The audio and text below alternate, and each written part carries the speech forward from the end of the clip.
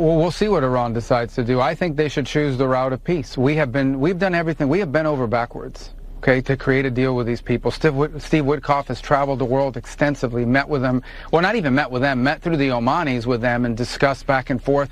We even put an offer to them that they wanted elements of it in writing, and we offered it to them. Very generous offer, by the way. We've done it, and we're prepared right now. If they call right now and say, we want to meet, let's talk about this, we're prepared to do that. The president's made that clear from the very beginning. His preference is to deal with this issue diplomatically. But he also told them we had 60 days to make progress or something else was going to happen. And I think they thought they were dealing with a different kind of leader, like the kinds of leaders they've been playing games with for the last 30 or 40 years, and they found out that's not the case.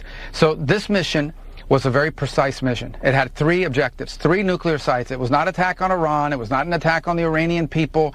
This wasn't a regime change move. This was designed to degrade and or destroy 3 nuclear sites related to their nuclear weaponization ambitions, and that was delivered on yesterday. What happens next will now depend on what Iran chooses to do next. If they choose the path of diplomacy, we're ready. We can do a deal that's good for them, the Iranian people, and good for the world.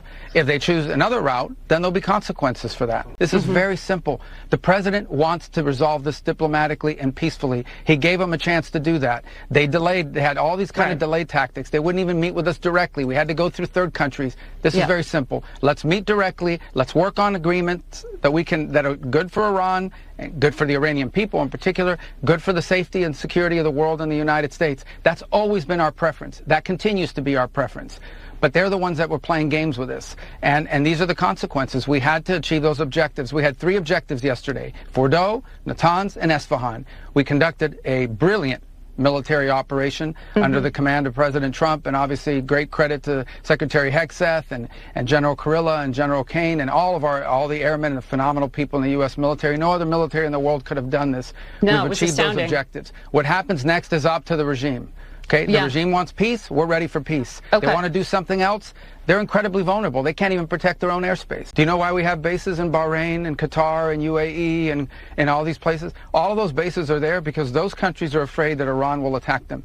If Iran was not a threat to the region, if the Iranian regime, because I'm talking about the Iranian people, the regime was not a threat to the region, we wouldn't have to have any of these bases. Those bases are there because those countries are petrified that that the Iranian Shia clerics that run that country will attack their countries. Will the United States defend they've got them a if very they are? difficult history. Well, that's why we're there. That's why we're there. So but yes, we will us, defend is them. what they're threatening to do. So we'll defend our people, obviously.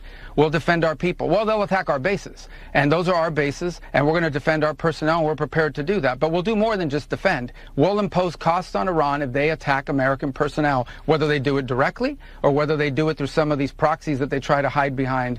And that includes the Houthis. Yeah. So another proxy of theirs. So, but let's hope they don't choose that route. Let's all hope that they actually decide, okay, let's go negotiate, because we want a diplomatic and peaceful solution. We have achieved our objectives. We're ready to negotiate this in a peaceful, diplomatic way. We've been prepared to do that for days. They are the ones that played games, as they have done for 40 years, as they have done to multiple presidents. They tried to play games with President Trump, and they see what happens. This is not a game-playing president. When he says he's going to do something, he will do it.